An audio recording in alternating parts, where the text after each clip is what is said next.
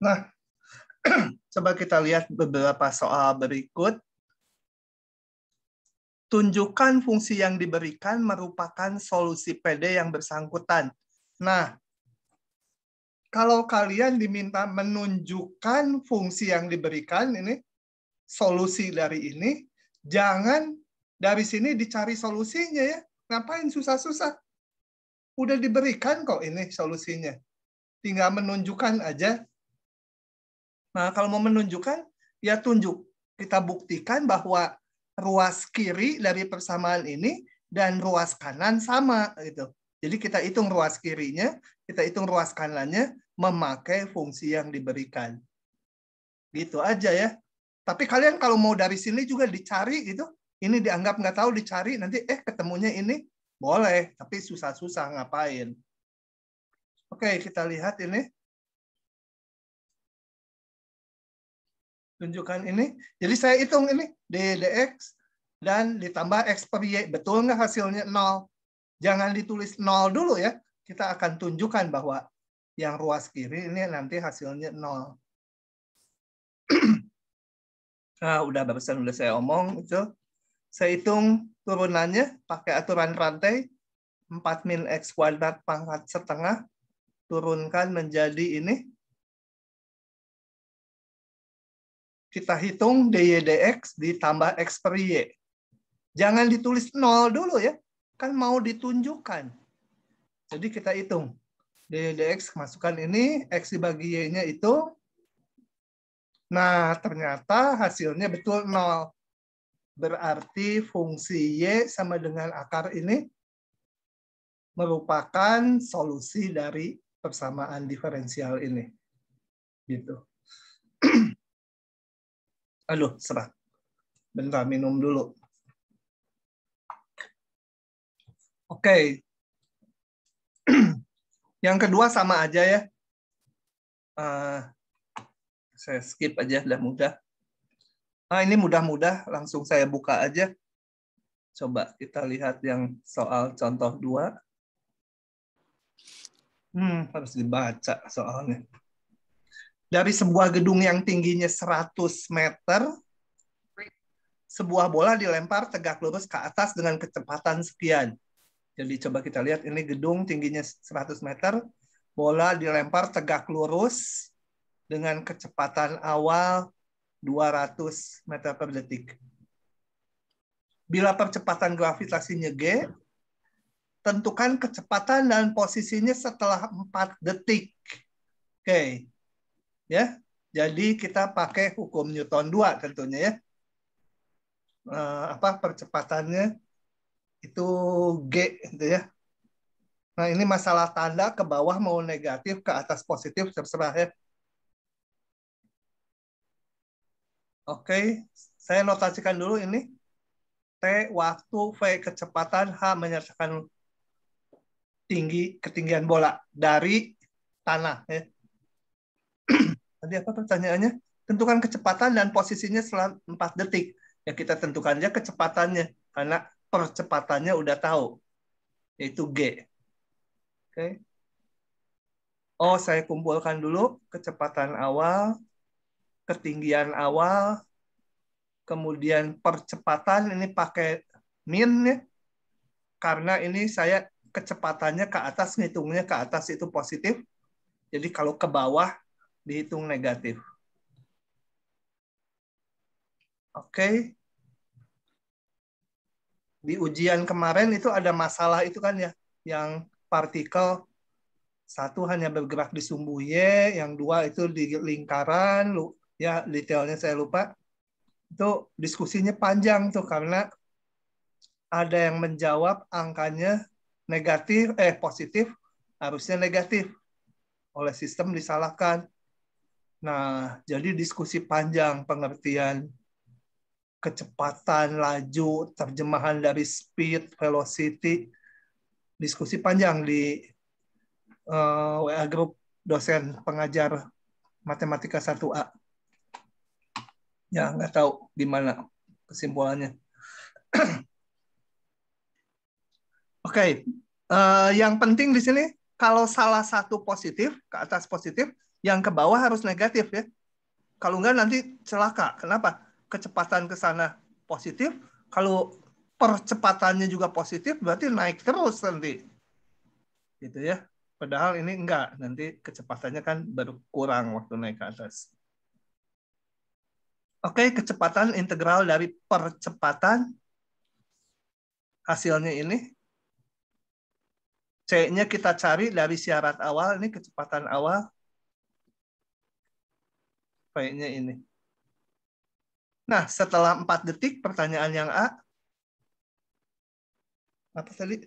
Setelah tentu kecepatan dan posisi ini setelah 4 detik. Kok nggak dijawab ya? Hah? Kenapa posisi dulu saya? Di mana saya menjawabnya yang 4 detik ya? Oh, ini. Ini padahal nggak usah dihitung dulu ya. Yang ditanyanya kan kecepatan. Oh, posisinya juga ditanya. Jadi saya hitung juga H-nya. Posisinya, ketinggiannya. Oke. Ketinggiannya integral dari kecepatan. Diintegralkan muncul konstanta. Pakai syarat awal yang kedua ini. Ketinggian awal sekian diperoleh konstanta D ini. Oke, jadi setelah 4 detik, masukkan aja kecepatannya setelah T-nya 4. Posisinya setelah 4 detik, masukkan ke rumus ketinggiannya. Oke, itu yang A. Berapa tinggi maksimum yang dicapai bola? Berarti kita tentukan dulu kapan mencapai maksimum. Mencapai ketinggian maksimum kalau mencapai maksimum di sini kecepatannya 0 ya. Setelah itu akan kecepatannya negatif turun. Oke, jadi kita cari dulu kapan kecepatannya 0. P-nya 0, ketemu T-nya. T-nya dapat, tinggi maksimumnya bisa dihitung, masuk ke rumus ketinggian. Saat T-nya sekian. Ah, gampang lah ini. Kemudian yang D, berapa waktu yang dibutuhkan untuk sampai di lantai? Berarti kita ngitung T supaya H-nya 0. Ya. H-nya 0, kita masuk ke rumus ini, posisi ketinggian si bola. T-nya didapat. Oke, begitu saja. Kalau nggak paham, tanya ya. Tentukan persamaan kurva yang melalui ini dan kemiringan garis singgungnya selalu 2 kali absisnya.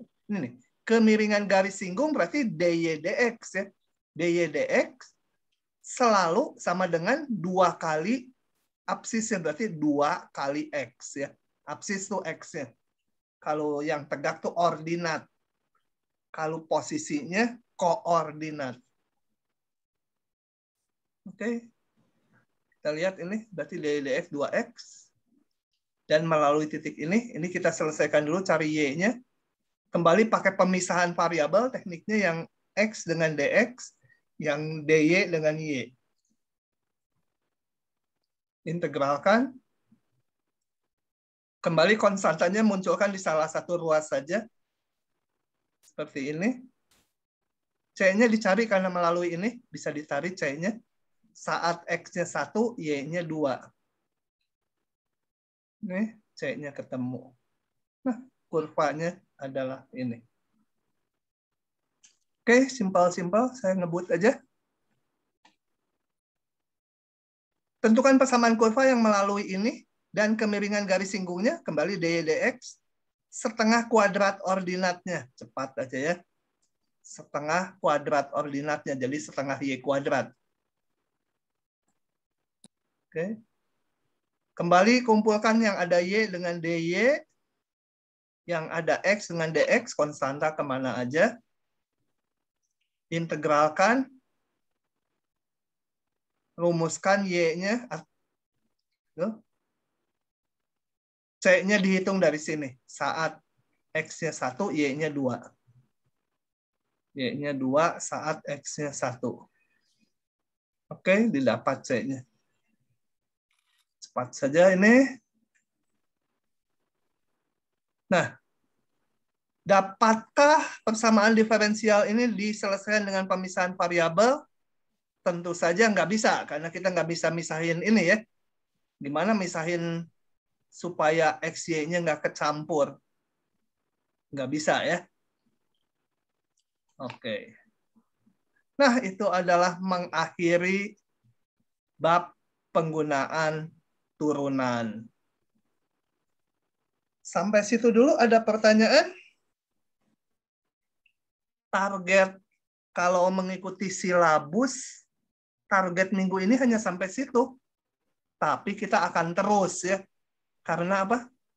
Kalau dilihat di silabusnya, bahan minggu depan tuh padat tuh. Padat itu. Jadi bisa disisipkan di minggu ini. Oke, saya akan pindah bab. Kalau nggak ada pertanyaan lagi, saya tutup. Kita masuk bab integral tentu. Oke, saya buka dulu. Bentar. Saya buka dulu slide-nya mengenai integral tentu. Mana ya? Bab 4. Oke, ini mengenai integral tentu. Ingat kemarin istilahnya yang dimaksud integral tak tentu itu sama dengan anti turunan. Ya. Misalkan dy dx sama dengan apa? 2x. Nah, integral tak tentunya itu ya balikannya, yaitu x kuadrat. Ya. Kalau integral tentu itu integral nanti yang pakai batas. Dan konsepnya sama sekali berbeda dengan integral tak tentu. Tapi nanti di belakang ada yang menghubungkan. Ada hubungannya antara integral tak tentu dengan integral tentu. Kalau integral tentu nanti prosesnya sama limit lagi ya, limit. Oke. Jadi kita akan ininya baca sendiri aja ya. Kita akan membahas yang dikaji di sini itu nanti pengantar luas untuk memunculkan konsep luas yang nantinya akan memunculkan perhitungan yang namanya integral tentu. Kemudian definisi integral tentu, teorema dasar ini menghubungkan integral tentu dengan integral tak tentu atau anti turunan, dan ya beberapa sifatnya lagi. Nah, kalau yang ini sebenarnya contohnya dibahasnya di matematika 1B ya. Kita nggak bahas yang ini. 1B membahas ini, banyak aplikasinya. Oke. Nah, kita mulai dulu dengan pendefinisian notasi sigma. Nah, notasi sigma ini yang kayak gini bentuknya, kayak huruf E gini. Ini digunakan untuk menyingkat penulisan sebagai berikut. Jadi tujuannya hanya menyingkat penulisan ya, bukan menelorkan rumus tertentu, enggak. Nah, perjanjian kalau saya punya jumlahan A1 tambah A2 tambah A3 sampai AN, itu bisa ditulis dengan singkat menggunakan notasi ini. Sigma, di bawahnya ini indeks K 1 sampai N, jadi 1 sampai N-nya ditentukan ini. 1 sampai N, AK. Gitu ya. K-nya boleh diganti yang lain, boleh juga J. J dari 1 sampai N, AJ itu boleh ya, AJ. Jadi begitu. Oke. Nah, dengan notasi tersebut, maka ini berapa nilainya? Coba. Sisilia, ini berapa nilainya? Tebak aja kalau nggak tahu. 1, Pak. 1. Nah, mana? 1. Ada yang lain? N, Pak. Hah? N. N. Ada yang lain?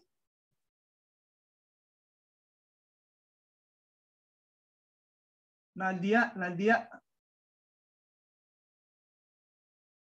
ada nggak manusianya? Hei, Neng Madia. Ngumpet si Nadia kemana sih? Saya, Pak. Ada? Ini berapa menurut kamu? Satu. Hah? Satu. Nah, apa? Satu.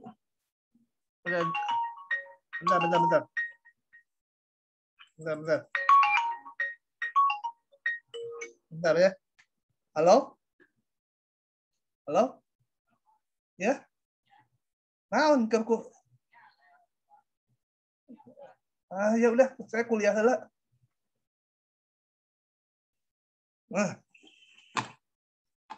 Oke.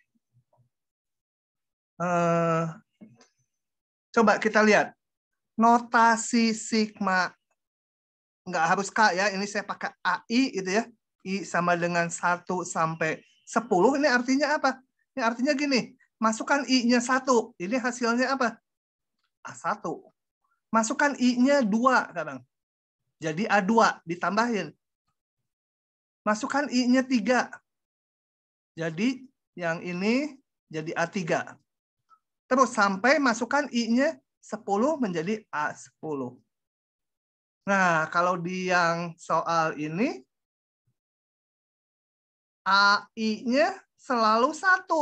Kan? Tuh AI-nya kan di situ, AI-nya. Ini, AI-nya tuh yang ini.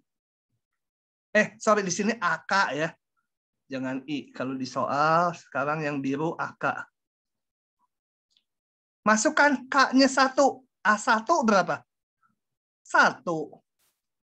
Masukkan K-nya 2. A2 1 juga karena ininya konstan. Ditambahin. Masukkan K-nya 3. A3 1. Karena AK selalu 1. Dan seterusnya sampai AN sama dengan 1. Jadi nilainya N ya. Oke. Saya bersihkan dulu layarnya. Jadi ini nilainya N. Ini berapa?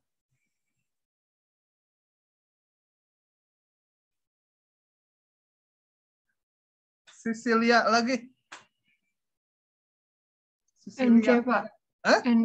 NC sekarang ya. Karena ini artinya A1 C. A2 ya C. A3 C. Jadi NC. Ini tadi C, ini NC. Lagi.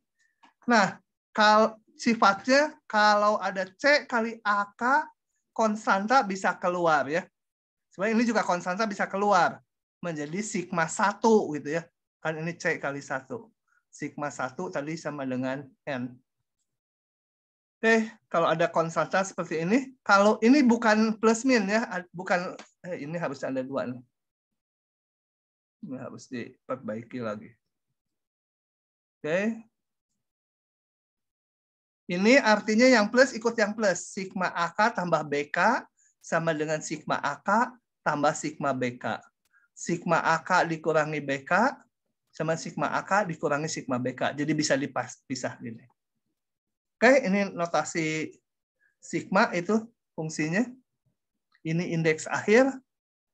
Ini indeks awal. Ini nilai yang dijumlahkan ya. Nah, beberapa jumlah khusus, ini kalau ujian onsite ini harus hafal nih. Kalau nggak hafal harus bisa membuktikannya, karena nanti dipakai untuk perhitungan integral tentu.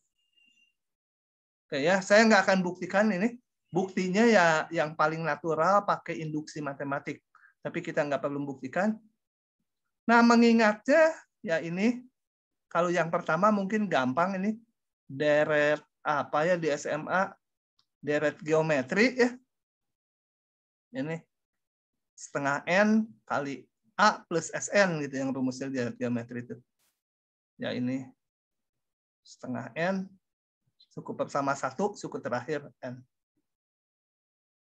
Kemudian sigma K kuadrat ini, sigma K pangkat 3 enak mirip ini, cuma dipangkatkan 2. Gitu ya.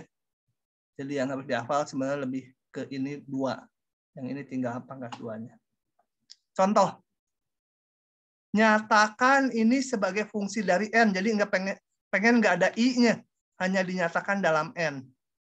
Ya udah kita gunakan sifat-sifat di halaman sebelumnya. Coba saya buka aja, ini mah udah mudah. Ini saya kalikan dalamnya. Ini saya pisahkan satu-satu. Konstanta bisa keluar. Sigma I kuadrat tadi udah ada. Sigma I kuadrat ya sama sigma K kuadrat sama aja. Ini. Kemudian minus 1 bisa keluar. Sigma I ya sigma K ini. Hasilnya. Min 3 bisa keluar. Sigma 1 tadi sama dengan N. Jadi ini min 3N hasilnya. Oh, saya keluarkan dulu satu-satu.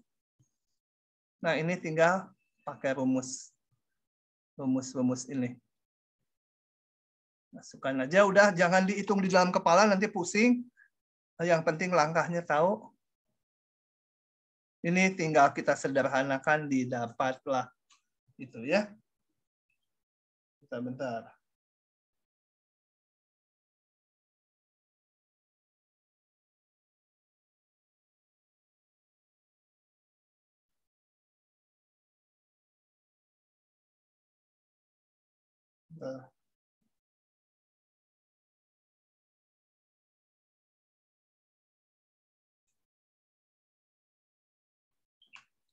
Oke, itu.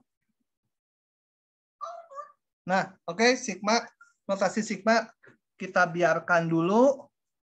Sekarang kita pindah ke masalah yang lain dulu. Nanti notasi sigmanya akan dipakai. Oke, coba. Bagaimana orang mendefinisikan sebuah daerah tertutup di bidang gitu ya. Tuh targetnya itu. Ada daerah di bidang, ya kalau nanti di belakang ya daerahnya dibatasi fungsi itu, mau dihitung luasnya. Nah, zaman kuno orang mendefinisikan dulu ini. Nggak tahu kapan ini mulai didefinisikan, pokoknya kalau ada persegi panjang, panjangnya M, lebarnya T, maka luas itu sama dengan M kali T. Itu perjanjian yang nggak tahu sejak sebelum Archimedes juga udah berlaku. Itu kalau ada persegi panjang seperti ini luasnya ini. Nah, dari situ baru diturunkan luas yang lain. Misalkan saya punya jajaran genjang ini, yang garis hitam ini. Gimana orang hitungnya? Mereka melihat ini tarik garis pertolongan ke sini, yang abu ini dipindah ke sini. Jadi yang dilihat adalah hanya persegi panjang, luas jajaran sama jendang semula sama dengan luas persegi panjang yang ini saja ya. Dan jadi rumusnya sama. M kali ini tingginya T. Jadi luas jajaran genjang alas kali tinggi. Kalau segitiga siku-siku, dibuat sebelahnya yang sama dan sebangun. Berarti ini ada luas segitiga semula, ini ada yang kembarannya. Dia menjadi persegi panjang M kali T, tapi segitiga ini setengahnya. Jadi setengah M kali T. Gitu ya. Kalau ada segitiga sebarang, ya dibuat garis pertolongan supaya jadi segitiga siku-siku. Kemudian segitiga siku-siku udah ada rumusnya gitu ya. Ini jadi ada 2 dijumlahkan. Setengah ini apa? Ini A, kalau ini A, ya ini yang segitiga yang kiri setengah A kali T, yang kanan setengah. Yang ini lebarnya M, jadi ini setengah M dikurangi A kali T. Dijumlahkan nanti ketemunya ini. Ya. Oke. Nah, Kemudian kalau ada poligon, ya poligonnya dipecah-pecah supaya jadi persegi panjang atau segitiga siku-siku atau segitiga. Kemudian pakai rumus-rumus sebelumnya. Kalau lingkaran, nah kalau lingkaran gimana ngitungnya? Kita lihat lingkaran jari-jari satu aja. Kalau jari-jari satu bisa, ya jari-jari berapapun bisa nanti dengan cara yang sama. Nah lingkaran, kalau dihampiri poligon nggak bisa ya. Dihampiri sih bisa, tapi beda dengan luas lingkarannya. Nah, lingkaran. Untungnya lingkaran ini ada orang jenius juga yang udah ngitung nih. Si Archimedes sekitar 2870 tahun sebelum Masehi. Wah, udah tua sekali dia ya.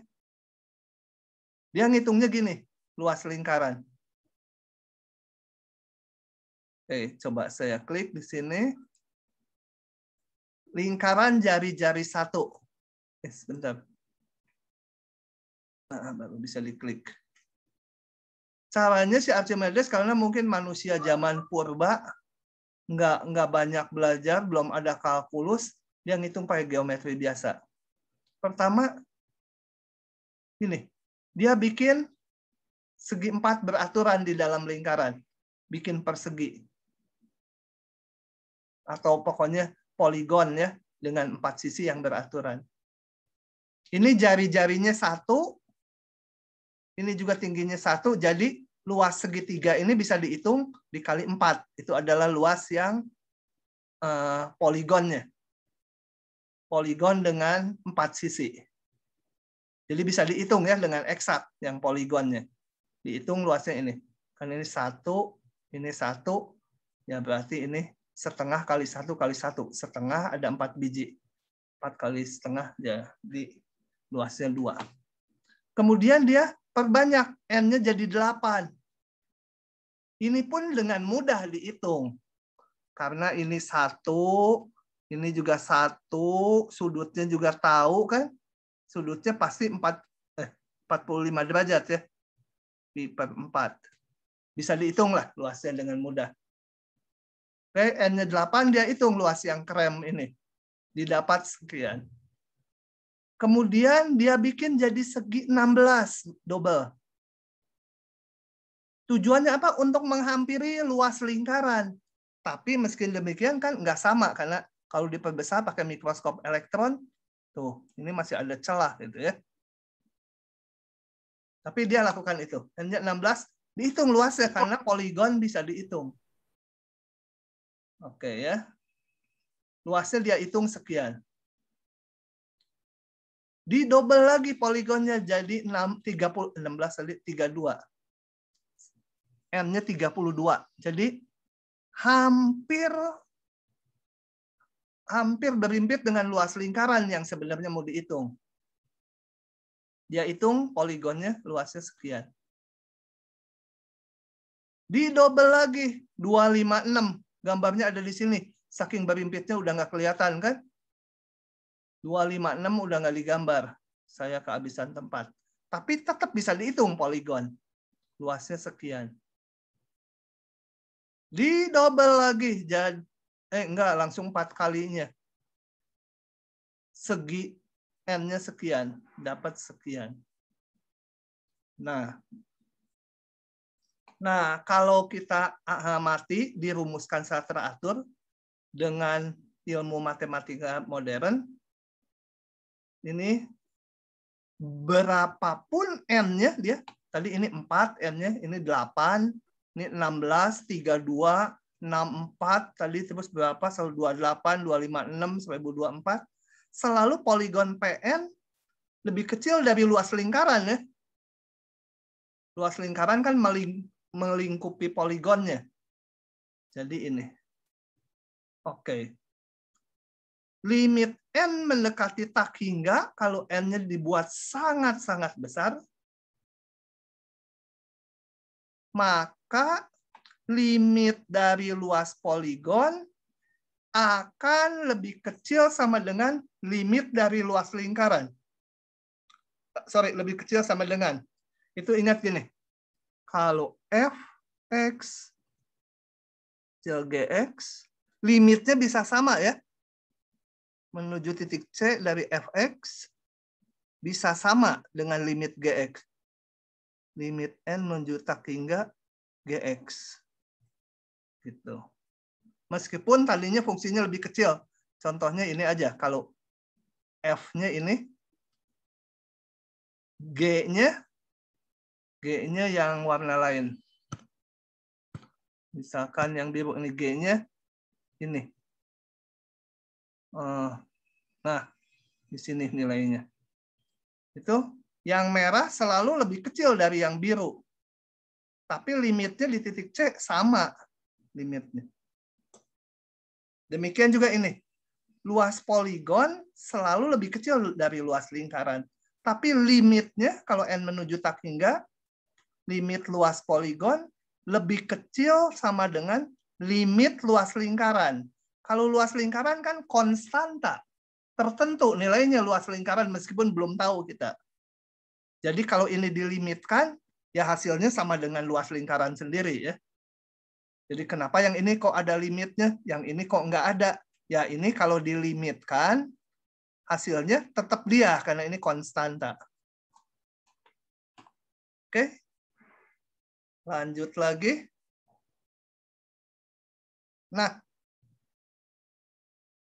limit luas poligon ini kalau dihitung, baru bisa dihitung dengan setelah ada matematik modern ya. Itu akan diperoleh nilainya pi. Saya nggak akan hitung ya. Kalian bisa hitung, rumuskan dulu luas poligon secara umum sebagai fungsi dari n, nanti dilimitkan akan ketemu ini. Nggak susah. Ya, nggak susah ini. Merumuskan PN ini nggak susah karena istimewa di sini poligonnya. Nah, ini buat latihan sendiri. Saya udah pernah ngitung ini, tapi nggak saya cantumkan di sini. Oke, kita simpen dulu ini. Ya, jadi luas lingkaran jari-jari satu itu pasti lebih besar sama dengan pi. Belum tahu luasnya berapa. Balik ke slide-nya. Setelah itu, Archimedes melakukan lagi ini. Sekali lagi proses. Sebentar. Ininya harus klik ke sini dulu. Baru ininya bisa diklik. Mana sih? Sebentar. Kok nggak bisa diklik? Nah, saya mau buka ini. Loh. Bentar. Kenapa tidak bisa? Ini apa? Ini linknya udah tadi.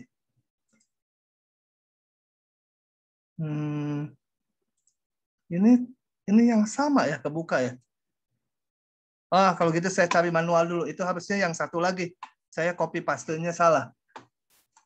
Coba bentar dulu. Kalau gitu, demo teori, mana folder demo teori? Yang ini namanya 5T01, berarti seharusnya satu lagi. 5T02 harusnya. Nah, ini saya buka. Linknya salah. Jadi harusnya saya copy paste-nya salah, linknya masih sama. Oke. Sekarang Archimedes melakukan hal yang sama, tapi poligonnya melingkupi lingkarannya. Jadi bikin lagi poligon dengan 4 sisi. Tadi poligonnya saya namakan P ya sebelumnya. Ini P. Sekarang poligonnya namanya T. T4 gitu, N-nya 4. Melingkupi lingkaran. Luasnya juga gampang dihitung. Ya. Selama poligon gampang lah dihitungnya. Luasnya sekian. Kemudian dibikin segi 8 yang melingkupi lingkaran. dihitung lagi luasnya. Bikin lagi segi 16, dihitung luasnya. Bikin segi 32, dan seterusnya ya. Dihitung.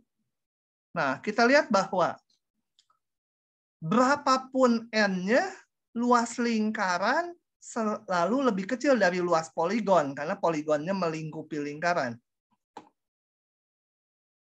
Dilimitkan limit luas lingkaran untuk N menuju tak hingga, ya sama dengan dia sendiri, karena ini konstanta, lebih kecil sama dengan limit dari ini.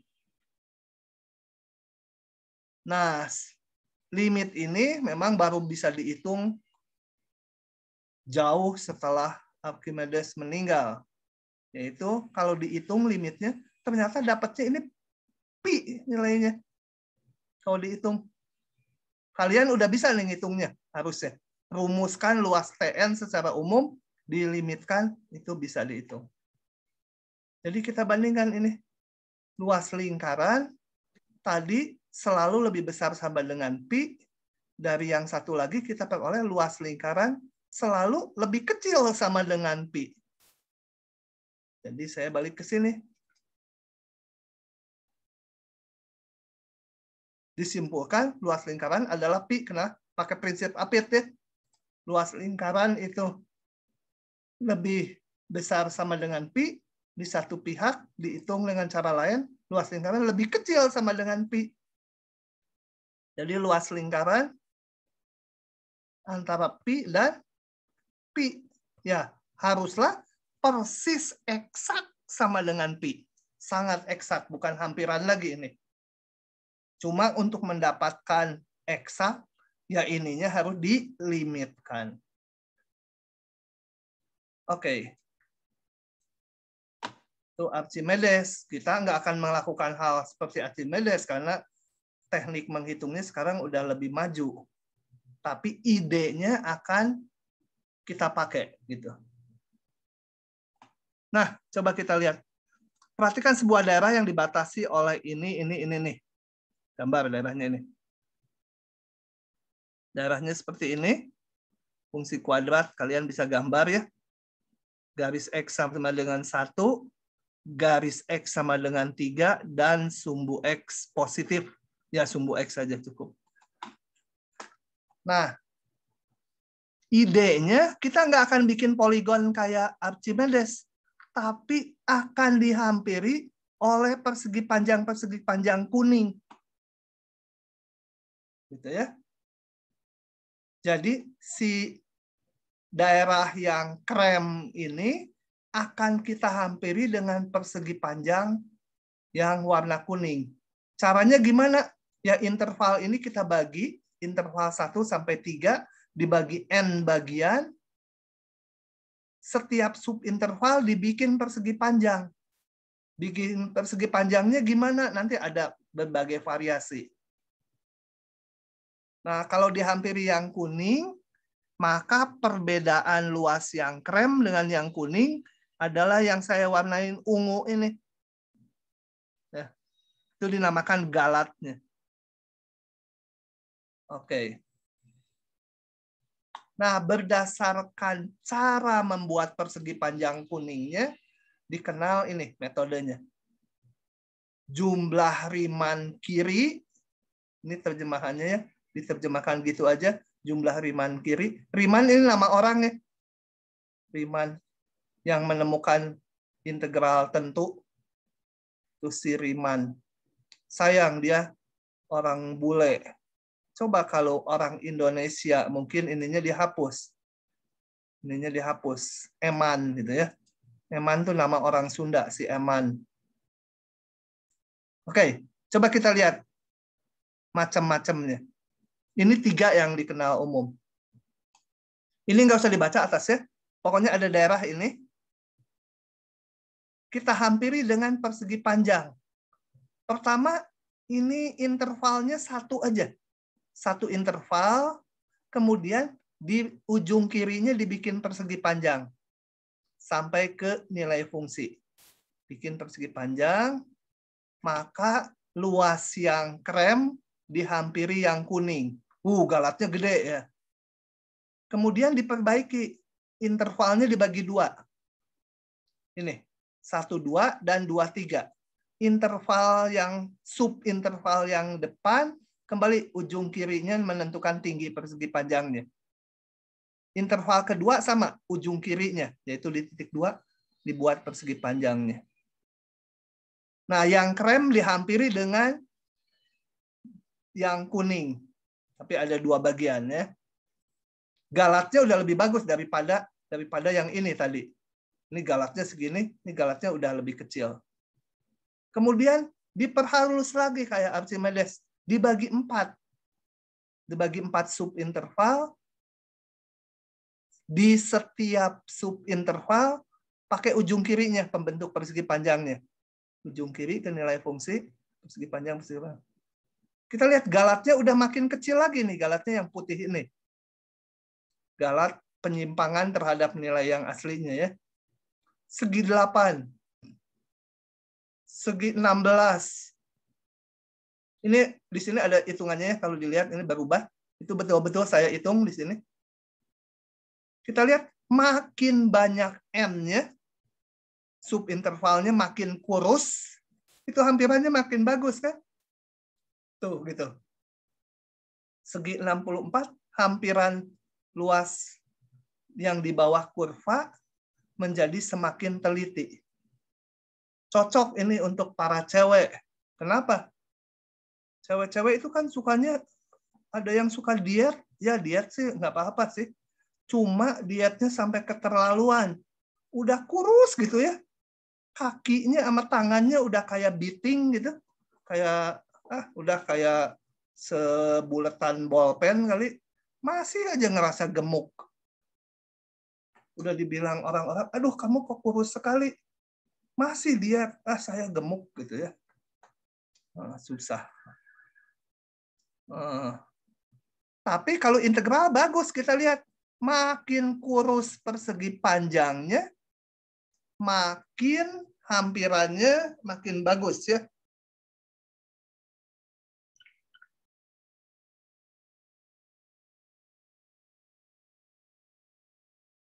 Benar-benar.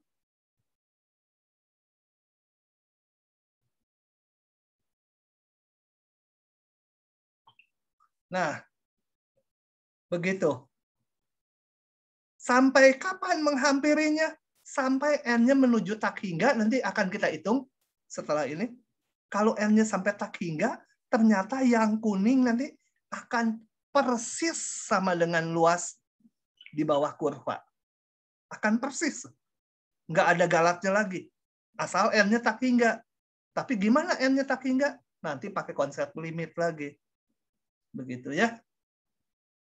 Oke. Kemudian kalau kita lihat right Riemann sum, U-nya kecil aja ini, jumlah Riemann kanan, itu sama prosesnya. Ini. Cuma gini, ini satu interval dulu, pakai ujung kanannya dibikin persegi panjangnya ke sana. Jadi penentu tingginya ujung kanannya, satu interval. Nah, ini hampirannya kelebihan sebesar ini. Diperhalus sekarang 2 interval. 2 interval, ini pakai ujung kanannya penentu tingginya. Gitu ya. Dan yang interval kedua penentu tingginya pakai ujung kanannya ke nilai fungsinya. 4. Oke, ini masing-masing pakai ujung kanannya, interval kedua pakai ujung kanannya, penentu tingginya, ujung kanannya, dan seterusnya. 8, 16, 32, 64, setelah itu 1000, kalau 1000, saya udah nggak gambar lagi 1000, karena kalau 1000 digambar udah berimpit. Ini yang digambar sampai mungkin 64 ini. Ya, 32 masih berubah, ini 64. Kita lihat, kalau saya hampir persegi panjang yang pakai ujung kanannya, juga dia lama-lama kalau n-nya membesar, akan mendekati luas di bawah kurva. Bagus juga gitu ya. Mana yang lebih bagus sama yang tadi? Nanti kita hitung. Kemudian ada juga yang pakai tengahnya.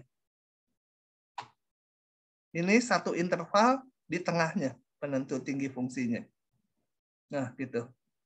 Dua interval, ini yang tengahnya di sini, nilai fungsi sekian, itu penentu persegi panjangnya. Yang ini, tengahnya di sini, nilai fungsi, ini bikin persegi panjang. N-nya 4, ini, yang interval ke-1, ini tingginya tengah-tengahnya. Ini juga tengah-tengahnya, ini tengah-tengahnya untuk menentukan tinggi persegi panjangnya. Terus, ini juga bagus. Mana yang paling bagus? Nah, nanti akan kita hitung. Tapi itu istilah jumlah Riemann kiri, jumlah Riemann kanan, dan jumlah Riemann tengah atau apa ya? Jumlah Riemann center gitu. Nah, sekarang kita akan mengarah ke perhitungannya. Oke, untuk perhitungannya kita ambil fungsi ini. Nanti sih fungsinya apa aja ya, tinggal ganti F-nya aja. Kemudian dibatasi garis X sama dengan 1 sampai X sama dengan 3. Gitu ya. Oke. Sebentar.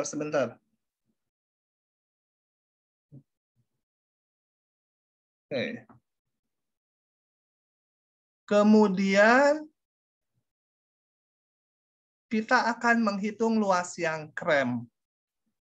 Misalkan luasnya itu L. Belum tahu angkanya ya. Kalau udah tahu ngapain dihitung. Nah, luas tersebut akan dihampiri dengan metode jumlah Riemann kiri. Oke. Prinsipnya kita bagi. Halo, kenapa? Kita bagi interval 1 sampai 3 atas N bagian. Ya. Jadi ini interval belum ambil pensil. 1 sampai 3 dibagi N bagian. N subinterval. Jadi lebarnya masing-masing ini, oh ya, sebelum lebarnya nanti muncul juga di sini, saya kecepatan ngomong. Namakan ini titik paling kirinya X0, kemudian X1, X2, X3, sampai Xn sama dengan 3. Nah, yang seperti ini namanya partisi ya. Membagi subinterval atas N bagian itu namanya membentuk partisi. Ya, dipartisi, dipecah-pecah gitu ya. Simbolnya biasanya ini P, cantik. Ini P gini yang cantik. Saya kalau nulis tangan ya nggak bisa, jadi saya nulis P-nya gini aja. P gitu ya, kayak ro jadinya. Oke. Nah, kita lihat. Delta X itu lebar subintervalnya ini. Antara X1 kurangi X0 atau X2 kurangi X1, itu lebarnya adalah 3 dikurangi 1, ini panjang ini. Panjang absisnya yaitu 3 kurangi 1 dibagi N. Kan dibagi N bagian. N subinterval ya. N subinterval itu artinya titiknya ada N plus 1. Karena X0 sampai Xn. Oke, delta X-nya sekian. Kemudian saya mau merumuskan X yang ke I. Kita lihat. X1 itu sama dengan X0 ditambah delta X. Ya. Itu kan? Ini X0, ini X1, ini X2. X2 sama dengan X0 ditambah 2 delta X. Gitu? Ini kan delta X, ini delta X. Delta X, delta X. Jadi X2 itu X0 tambah 2 delta X. X3 sama dengan X0 ditambah 3 delta X. Di sini X3. Jadi secara umum X yang ke I, X yang ke I sama X0 ditambah I kali delta X ya. Inilah ini. X0-nya kan 1 ujung kirinya. Tambah I kali delta X. Delta X-nya saya salin ini. 2 per N. Jadi I kali 2 per N. Oke? Karena ini angka-angka ini nanti mau dipakai. Nah, sekarang kita perhatikan subinterval ke I. Kita bikin perjanjian baku ya. Interval yang pertama itu yang ini. Ini bukan interval ke 0, tapi interval pertama. Jadi gini. Ini X0, ini X1, ini namanya interval yang ke-1. X1, X2 ini sebenarnya subinterval yang kedua. Kalau yang ke I berarti dibatasi oleh yang ke-1 dibatasi X0, X1. Yang kedua X1, X2. Yang ke I berarti dibatasi oleh XI. Sebentar. Celeng dia. Dibatasi oleh XI-1 dan XI ya. Nah, ini baku ya. Interval ke I, bukan C ini ya. Yang ke I itu adalah ini. Jadi perjanjian ini interval pertama yang depan. Supaya nggak rancu ini. Supaya semua seragam. Perhatikan interval yang ke I. Yaitu ini. XI-1 dan XI. Nah, kita bikin persegi panjang kiri. Karena kita mau menghitung berdasarkan jumlah riman kiri. Jadi di sini, interval ini bikin persegi panjang, tingginya ditentukan si ujung kirinya. Gitu. Ya, saya perbesar mungkin, supaya jelas. Nah, ini interval ke I, lebarnya tadi udah tahu, 2/n. Kemudian buat persegi panjang ditentukan ujung kirinya. Ujung kiri tingginya berapa? Ya nilai fungsi di titik yang kiri. Nilai F di titik XI-1. Ini lebarnya tadi delta X yang sama dengan ini. Jadi luas persegi panjangnya bisa saya hitung. Saya namakan delta SN. Delta SN ini adalah luas persegi panjang ini. Yaitu nilai fungsi di ujung kiri kali delta X. Sementara fungsinya udah pasti positif gitu ya. Kalau negatif fungsinya nanti kalau ngitung luas ya harus diminuskan. Sementara kita bekerja dengan fungsi yang positif dulu supaya nggak dipusingkan dengan plus minus. Nah, persegi panjang ini, hal ini kita bikin di setiap subinterval. Ini subinterval ke-1 bikin persegi panjang kayak gini. Subinterval kedua bikin persegi panjang sampai subinterval yang ke N. Gitu ya. Oh, ini semua dibikin. Selalu pakai ujung kirinya ini. Subinterval kedua pakai ujung kirinya. Gitu terus ya. Oke. Pada memusingkan ini nanti hitungannya. Sebenarnya pusingnya teknis, angkanya aja yang banyak gitu ya. Kalau konsepnya ya sederhana kan, hanya bikin persegi panjang dengan tinggi ditentukan ujung kiri. Oke. Sebentar. Nah, kita akan ngitung sekarang seluruh luas persegi panjang yang dibentuk tersebut, yang hijau termasuk yang biru ya.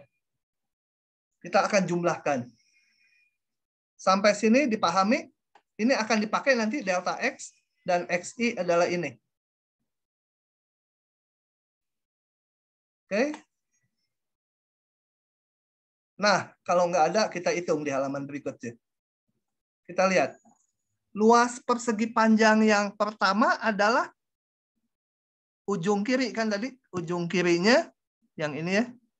Luasnya adalah Fx0 kan, ujung kirinya kali lebarnya delta X. Persegi panjang kedua nilai fungsi ujung kirinya berarti Fx1 kan, kali delta X. Sampai yang terakhir ujung kirinya F xn min 1 gitu kan, kali delta x. Ini fxn min 1, ujung kiri yang ini, yang kirinya. Ini adalah luas seluruhnya, seluruh persegi panjang. Nah ini. Kalau satu buah tadi saya namakan delta Sn, kalau semuanya namanya Sn saja, gitu ya. Oke. Ada maksudnya nanti setelah muncul konsep integral, ada delta luas nanti sama luas gitu. Tapi sekarang delta Sn dengan Sn. Karena panjang saya notasikan sigma. Ini dari 0 sampai n-1. Jadi bisa ditulis gini. Fxi min 1 delta x. I-nya mulai dari 1. Gitu ya. Kalau sigma itu sebenarnya indeksnya bisa kalian geser-geser. Bisa juga nulisnya gini. Saya pengen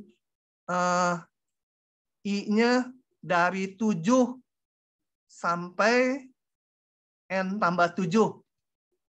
Ini bisa aja f, x, awalnya kan 0. Jadi I min 7 gitu. Gitu ya. Ini sama aja gitu. Ininya bisa digeser-geser. Tentunya ini ikut bergeser. Nah, saya mau dari 1 sampai n karena ini ada sebanyak n buah subinterval. Jadi saya nomor 1 sampai n. Oke, hapus dulu. Kemudian ini mau saya hitung. Nah, kenapa jadi ini? Kita lihat fungsinya. Di halaman sebelumnya, saya perlu buka 2 kali ya. Atau ini jadi mundur maju ke sini. Tadi. Ini. X kuadrat tambah 1. Ini. Kalau ininya X min 1 ya, ini kuadrat ditambah 1. Ya, sesuai fungsinya ini. Oke. Delta X-nya tadi 2 per N. Lanjut. XI-nya tadi apa? XI-nya ini. Mana XI-nya? 1 ditambah 2I per N. Jadi kalau dengan demikian, XI min 1 sama dengan 1 ditambah 2I min 1 per N ya. Ini dibutuhkan untuk apa? Nanti yang di belakang tadi. XI min 1, ini I, ini 2I. Kalau ini I min 1, ya ini 2I min 1. Nah, kita lihat ini. Ini. XI min 1-nya saya ganti 1 ditambah 2I min 1 per N. Ya. Moga-moga dipahami. Kuadrat, ini dikuadratkan. Jadi XI min 1-nya dinyatakan seperti ini. Tambah 1 ini. 2 per N, kenapa dikedepankan? Karena 2 per N konstanta. Untuk N tertentu, 2 per N udah konstanta. Di sigma bisa ke depan. Yang nggak boleh tuh kalau ada I-nya ya. Kalau ada I, nggak boleh tiba-tiba I ke depan. Ini kita kuadratkan. Sederhanakan. Ya, jangan dihitung sekarang sama kalian, ini udah bener lah.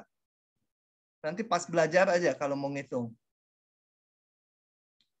Saya pisah-pisah. Sigma dari 2, 2N. Sigma dari, saya contohkan yang ini ya. Sigma dari 4I per N sama dengan 4 per N. Yang ada I-nya nggak boleh keluar ya. I sama dengan 1 sampai N. Dan ini kita udah punya rumusnya. Ini adalah setengah. Setengah N kali N tambah 1 per 2 gitu ya. Yang ini. Jadi ini. 4 per N. Sigma I-nya N kali N plus 1 per 2. Ini 4 per N. Sigma 4 per N. 4 per N bisa keluar. Karena nggak ada I-nya. Sigma 1. Sigma 1 sama dengan N. Jadi hasilnya 4 saja. Ini sama, 4 per N kuadratnya dikeluarkan, sigma I kuadratnya ini. Yang rumus tadi di depan ya, sigma I kuadrat. Dan seterusnya. Oke, ini kalau dihitung, percaya saja dapat gini. Nah, untuk setiap N, berapapun N-nya, kita lihat ke depan lagi. Berapapun N-nya, jumlah dari luas persegi panjang hijau selalu lebih kecil dari luas di bawah kurva ini ya. Lebih kecil dari yang krem. Nah, yang krem tadi kita misalkan L. Konstanta yang mau dihitung, belum tahu L-nya berapa. Tapi luas yang hijau kalau dijumlahkan selalu lebih kecil dari L. L ini luas yang krem. Jadi saya punya di sini untuk N berapapun, si SN ini luas persegi panjang dijumlahkan selalu lebih kecil dari L ya. Lebih kecil atau lebih kecil sama dengan, betul ya pernyataannya. Mau lebih kecil juga nggak apa-apa. Saya limitkan. Limitnya, ini salah. Ini salah lagi saya. Ini harusnya lebih kecil sama dengan, ini lebih kecil gitu kan ya. Limitnya bisa sama. Nah, limit ini coba dihitungkan, ini gampang nih. Bedain biar gampang. Kalau N mendekati tak hingga, bilangan bagi tak hingga 0. Bilangan bagi tak hingga 0. Hasilnya 32/3. Sebentar. Nah, ini. Jadi, dari tahap ini saya punya kesimpulan luas yang krem yang di bawah kurva pasti lebih besar sama dengan 32/3. Simpen dulu itu. Ya. Oke. Itu disimpan dulu ini. Nanti kita sekarang mau ngitung pakai jumlah Riemann kanan. Melakukan hal yang sama pakai jumlah Riemann kanan. Oke. Nah, sama fungsinya. Sama mau ngitung luas yang krem. Luas yang krem dimisalkan L. Kemudian kita bikin partisi kayak tadi persis sama. Cuma sekarang di partisi yang ke I ini saya bikin delta X-nya sama, XI-nya juga sama dengan yang tadi. Kemudian saya bikin ini. Pada subinterval yang ke I, yaitu dibatasi XI min 1 XI, bikin persegi panjangnya pakai ujung kanannya. Nah, ini. Coba kita lihat supaya jelas. Nggak mau geser. Bodoh mau dia. Nah, pakai ujung kanannya.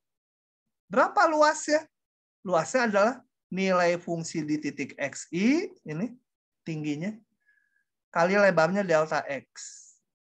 Kalau yang tadi, fxi min 1, persegi panjangnya kalau yang sebelumnya, kali delta X, ini fxi. Oke. Lanjut lagi. Saya namakan ininya T sekarang. Kalau tadi pakai SN, sekarang pakai TN. Delta TN ini. Lakukan hal yang sama pada setiap subinterval.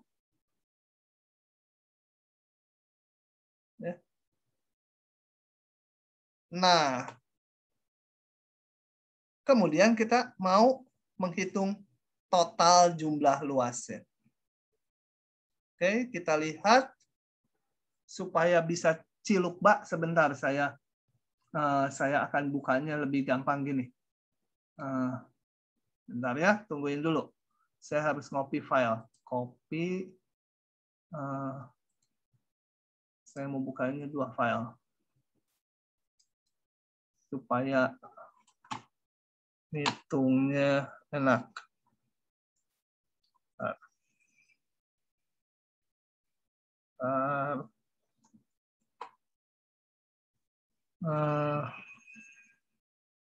Yang tadi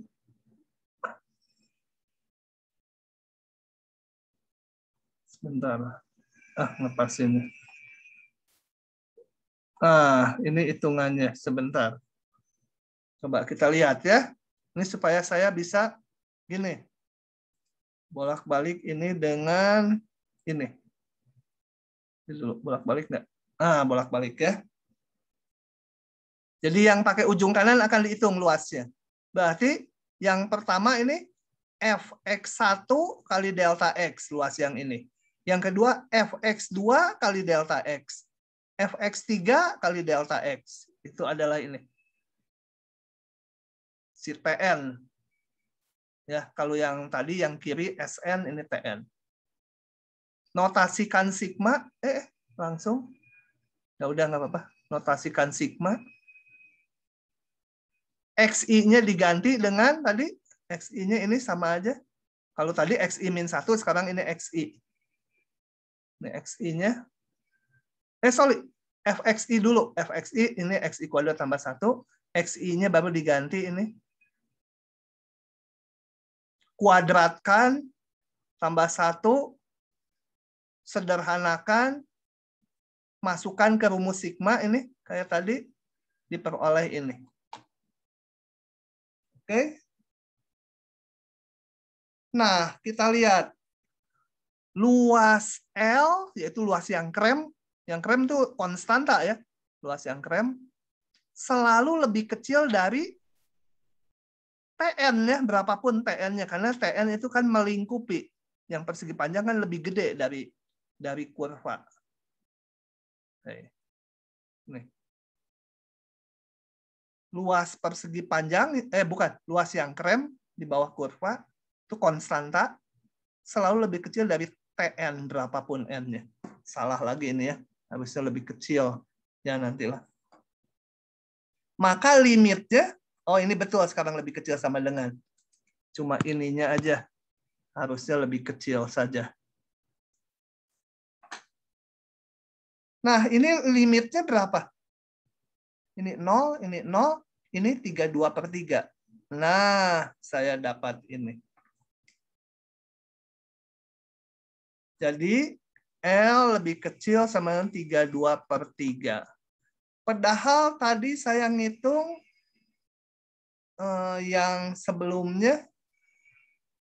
Yang sebelumnya di sini, saya lihat lagi yang sebelumnya. Yang Riemann kiri, L lebih besar dari 32/3. Ya. Harus lebih besar dari 32/3. Nah, kalau begini, L itu benar-benar eksak harus sama dengan 32/3. Ya. Jadi baik pakai jumlah Riemann kiri yang hasilnya ini, atau pakai jumlah Riemann kanan, hasilnya juga ini. Jadi pakai jumlah Riemann kiri maupun jumlah Riemann kanan, hasilnya sama-sama eksak. Asal N-nya mendekati tak hingga. Jadi kita lihat kalau di masalah ini, bentar, ini saya tutup aja dulu, kebanyakan. Ini tutup dulu. Ini tutup dulu. Nggak usah di-save. Saya balik ke slide semula. Yang Riemann kanan.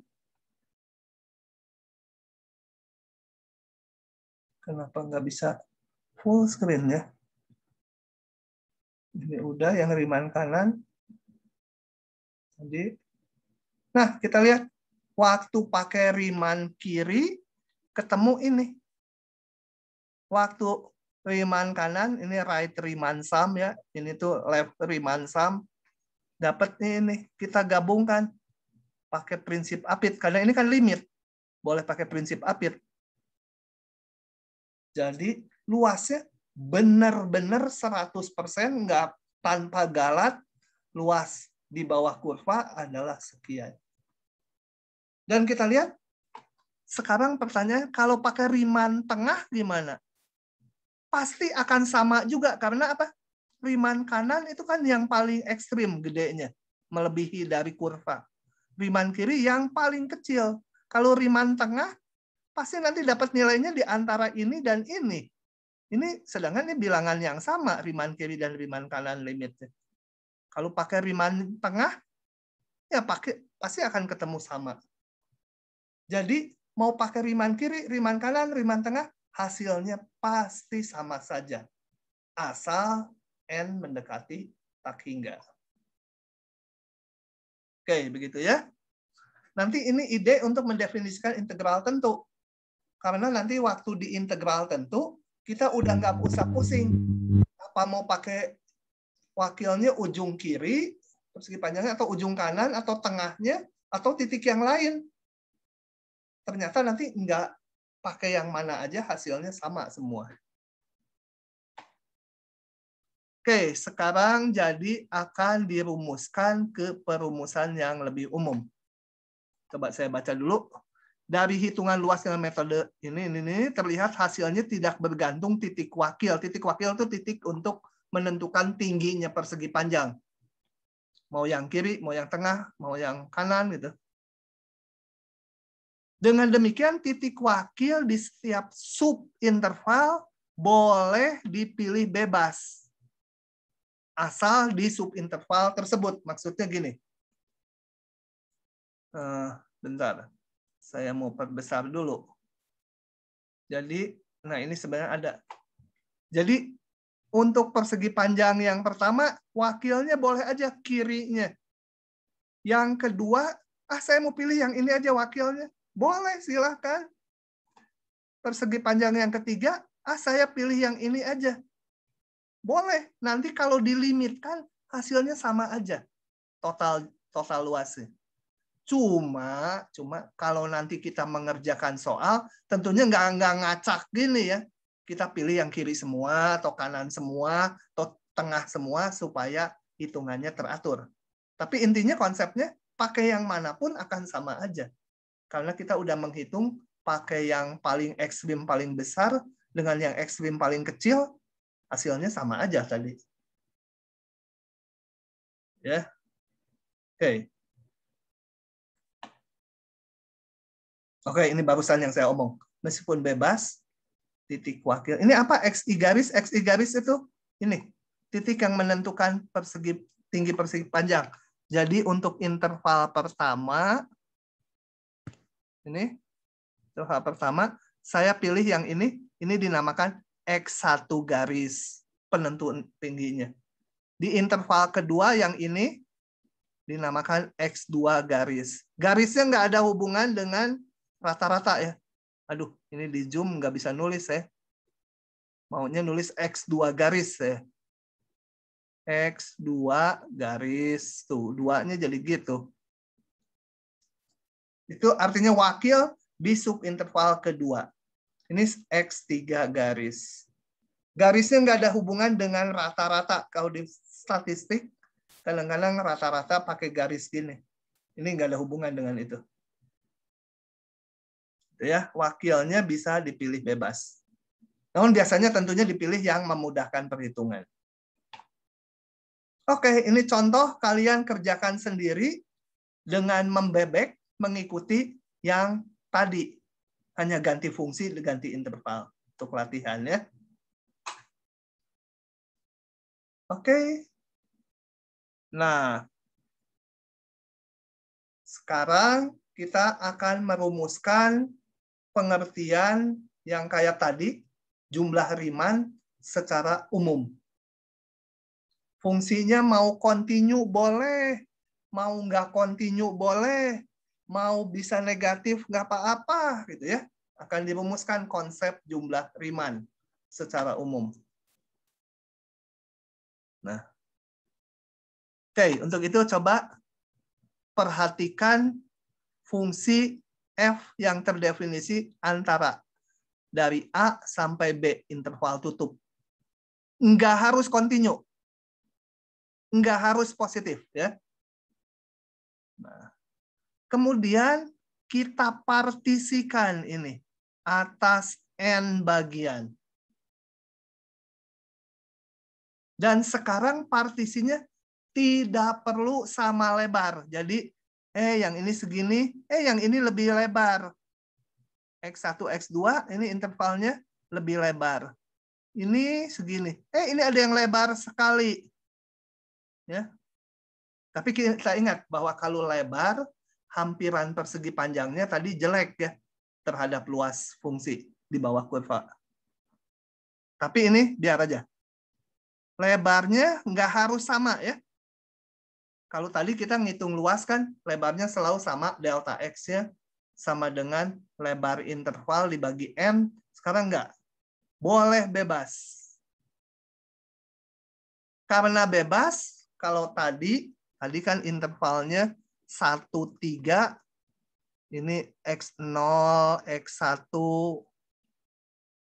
X2, ini kan seragam tadi itu. Maka saya namakan delta X sama dengan 3 min 1 per 2, per N. 2 per N, yang contoh tadi. Sekarang karena lebarnya bisa beda-beda, maka delta X-nya dikasih indeks juga. Yang interval pertama itu namanya delta X1. Interval kedua ini lebarnya delta X2. Sampai yang ke N ini nanti lebarnya delta X yang ke N. Ya. Ini, makanya ini. Delta XI adalah XI min 1. Kenapa? Karena tadi interval yang ke I dibatasi oleh XI min 1 dan XI. Lebarnya, ini interval yang ke I ya. Lebarnya delta XI. Sama dengan ujung kanan dikurangi ujung kiri. XI min 1. Oke ya, indeksnya jangan diganti-ganti ya. Konsisten dengan ini. Interval ke I, batasnya XI min 1 dan XI. Lebarnya delta XI. Interval ke I, lebarnya delta XI. Yaitu ini. Oke. Sebentar. Kemudian, pada setiap subinterval, pilih wakil ini yang hijau. Coba saya perbesar supaya nggak bingung ya. Klik. Ini, klik. Diperbesar dulu, kemudian mau saya geser.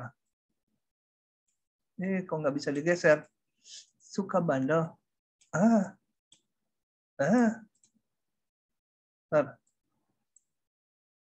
Gedein, mau digeser. Kamu teh, saya klik tangan. Coba pakai tangan aja gesernya. Pakai jari malah bisa. Jadi tahapannya gini. Diulang dari awal. Interval AB, saya bagi N bagian, lebarnya nggak harus sama. Yang penting ini interval ke-1, interval kedua, interval ketiga, sub ya, sub interval ke-4 dan seterusnya.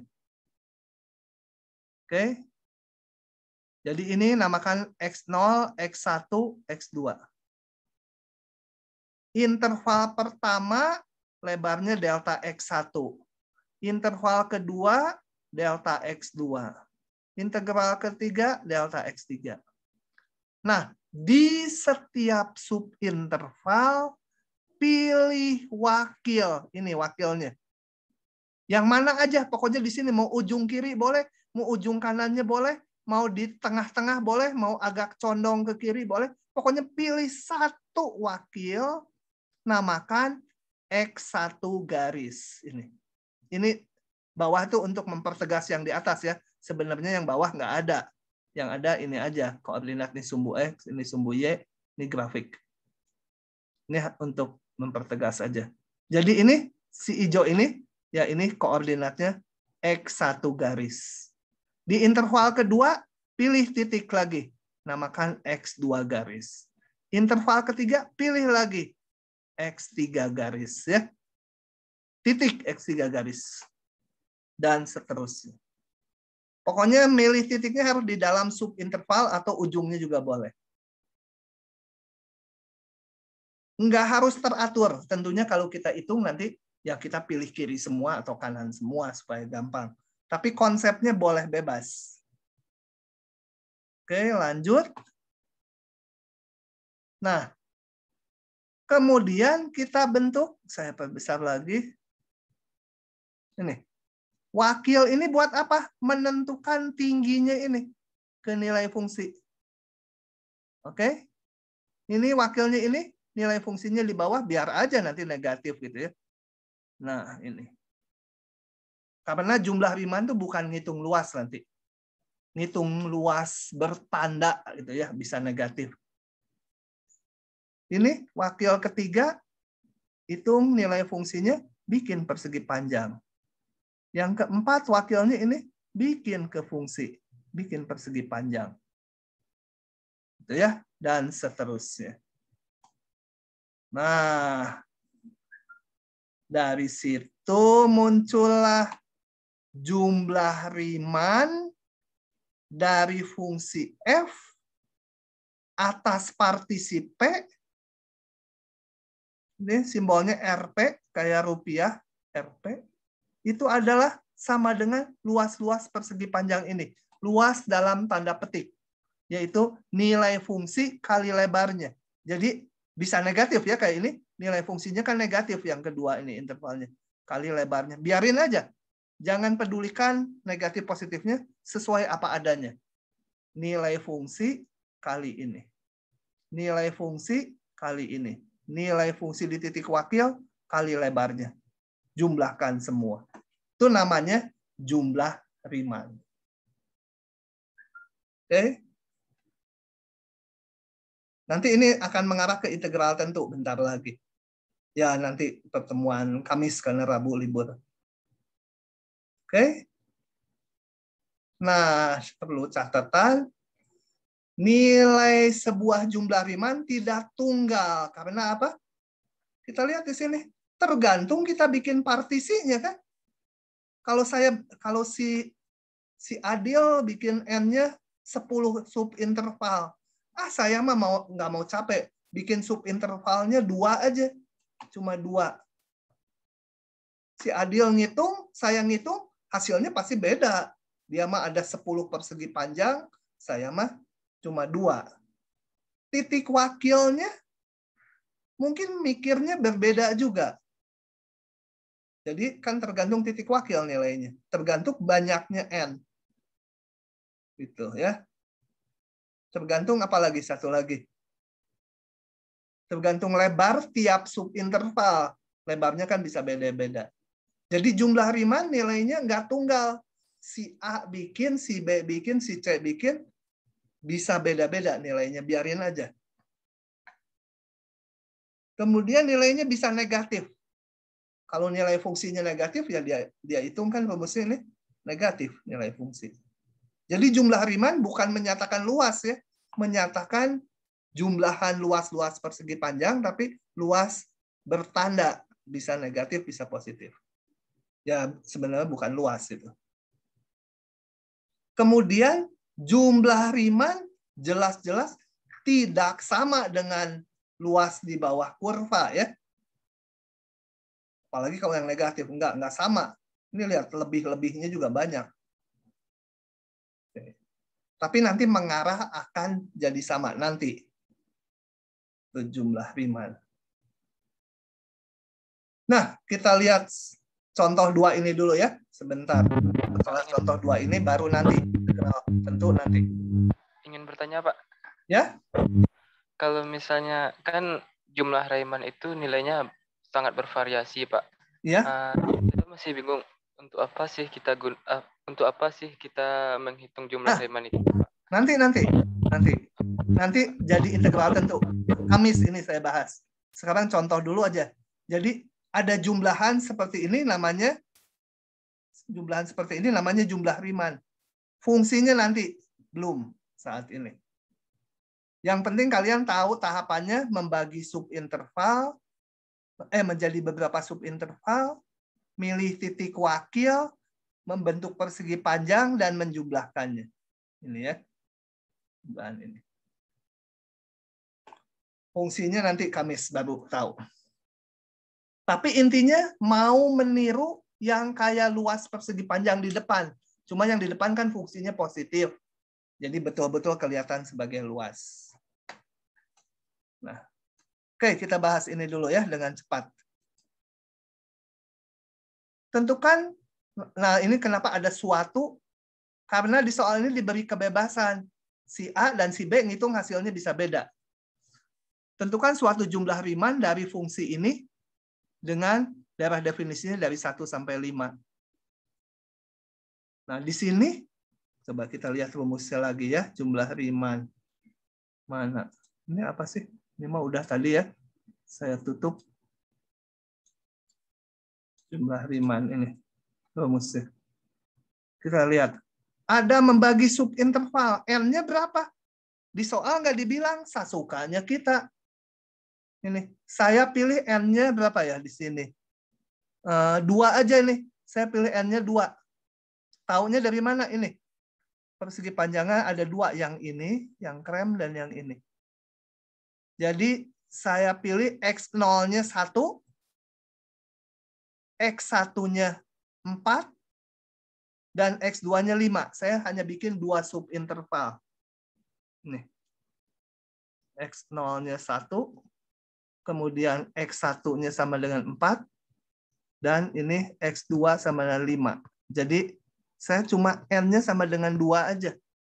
Kenapa nggak N-nya 1? Ya supaya rada kelihatan lah. Kalau N-nya 1 juga boleh. Kalau ini kan nggak ditentukan di soalnya. Kemudian subinterval yang pertama, yaitu antara 1 sampai 4. 1 sampai 4. Saya harus, tadi lihat di sini, pilih wakil. Interval yang ke-1, saya pilih wakilnya ini. X1 garis. Interval yang kedua, saya pilih X2 garis ujung kirinya. Titik 4. Kemudian, buat apa wakil? Bikin persegi panjang. Di interval kedua, wakilnya ini bikin persegi panjang. Gitu ya. Nah, udah tinggal dihitung nilai fungsi. Oh, ini udah ngomong duluan. Baru muncul di sini. Delta X1, ini lebarnya 3, yang ini lebarnya 1. Wakilnya ini, saya pilih, maka jumlah Riemann tinggal nilai fungsi di titik wakil kali lebarnya. Nilai fungsi di wakil kedua kali lebar yang kedua. Hitung, dapat deh. Kalau dibikin orang lain mungkin N-nya pilih 4 dan wakilnya selalu ujung kirinya. Boleh aja. Jadi jumlah Riemann bisa beda-beda tiap orang ngitung. Satu soal lagi. Nah, kalau yang kedua, ini hasil jumlah Riemann-nya akan sama semua orang karena udah ditentukan di soal nih, N-nya segala, titik wakilnya. Coba kita lihat lagi. Tentukan suatu jumlah Riemann dari ini pada interval ini memakai 6, N-nya harus 6. Dan sama lebar dimintanya. Jadi di soalnya udah ditentukan gitu, pasti si A, si B, si C ngitung semua sama ya. Delta X-nya sama semua, intervalnya sama. Wakilnya ujung kanan. Oke ya, kita lihat. Tadi berapa? Min 1 sampai 2. Min 1 sampai 2. Oke. Partisikan ini. Karena harus sama lebar, 6 subinterval, berarti ini harus semua sama lebar. Jadi lebarnya yang sudah ada kebetulan saya masih bersama Mas Siti lagi nge-review sisanya. Iya, maaf Pak, ke unmute tadi alarm saya nyala. Oke. Berarti lebarnya berapa? 2 dikurangi min 1. 2 dikurangi min 1 jadi 3 dibagi 6. Sebenarnya harusnya delta X-nya dulu. 2 dikurangi ujung kanan dikurangi ujung kiri, min 1 bagi 6. Jadi sama dengan setengah. Nah, berarti naiknya harus setengah-setengah. Min 1 setengah. Salah. Min 1, min setengah ini ya. 0, setengah, 1, 1 setengah, 2. Wakilnya, ini salah, harusnya ini duluan baru partisi ya. Kan dibagi 6. Tulis. Partisinya harus tadi apa? Ujung kanan. Jadi ini, interval ke-1 ini, X1 garisnya yang ini. Interval ke-1 ini, wakilnya yang itu, ujung kanannya. X1 garis ini. Interval kedua ini, wakilnya yang ini, titik 0. X2 garis. X2 garis 2 dari mana? Ngaco aja. 0 ya. X3 garis. Ini ujung kanannya, setengah. Dan seterusnya. Sampai X6 garis, ujung kanannya yaitu 2. Ini betul. Nah, udah dapat wakil, lebar, hitunglah jumlah rimannya. Gini, nilai fungsi di titik wakil 1 kali lebar interval 1. Sampai yang ke-6. Didapat sekian. Jadi kalau soalnya udah ditentukan N-nya, kemudian udah ditentukan sama lebar, wakilnya udah ditentukan, ya semua orang bikin soal ini hasilnya akan sama. Oke, hari ini sampai situ dulu. Sampai konsep jumlah riman, besok kita ketemu konsep apa itu integral tentu gitu ya. Bukan besok ya. Besok kita libur ya. Jadi ketemu lagi hari Kamis. Oke, saya stop dulu rekamannya.